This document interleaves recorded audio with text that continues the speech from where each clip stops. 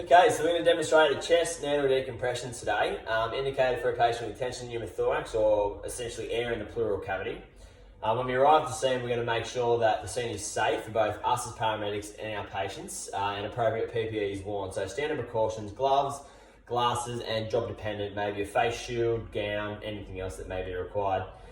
We're going to introduce ourselves to the patient and gain consent, and also explain the procedure that we're going to undertake to help them out. So, hi there, my name's Reese. Ashley, we've diagnosed that you have a tension pneumothorax due to hypersonus percussion and also decreased breath sound. So what we'd like to do to help you with your trouble breathing, we'd like to insert a needle into your chest to allow that air in your pleural cavity to escape, and it's going to help you to ventilate and breathe. Is that okay with you? That's fine. All right, so we've gained consent from the patient. Now we're going to prepare our equipment. So we're going to use a minimum 14 gauge catheter, all dependent on the patient's breast size, adipose tissue, all job dependent. We're going to use the most appropriate size for our patient at hand. We're going to have our catheter, our one-way valve, our tape, and our alcohol gauze in our sterile field. Now we're all prepared for our equipment. Our sharps container is nearby.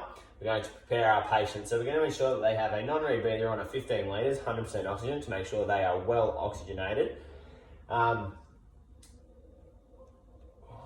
We are then going to expose the site of the chest and make sure that it is sterile with a no-touch sterility, and make sure we're good to go. So we're going to indicate where we're going to insert the needle, which is going to be the second intercostal space, superior to the third rib, to avoid the neurovascular bundle.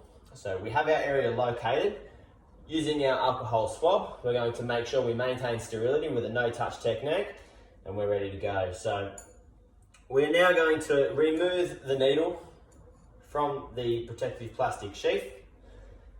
And before we insert the needle, we're going to warn the patient and make sure that we're working together with this patient. So actually, we're going to insert this needle as discussed before. Okay. Just to let you know. So second intercostal space superior to the third rib.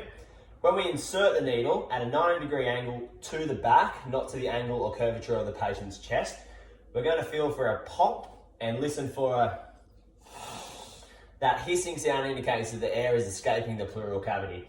So once we have that, we're not going to progress the needle any further.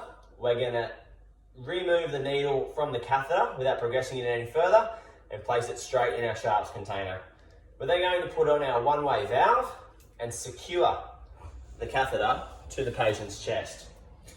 Once it is secured, we're then going to reevaluate for the potential of a further tension pneumothorax, and that is a chest decompression.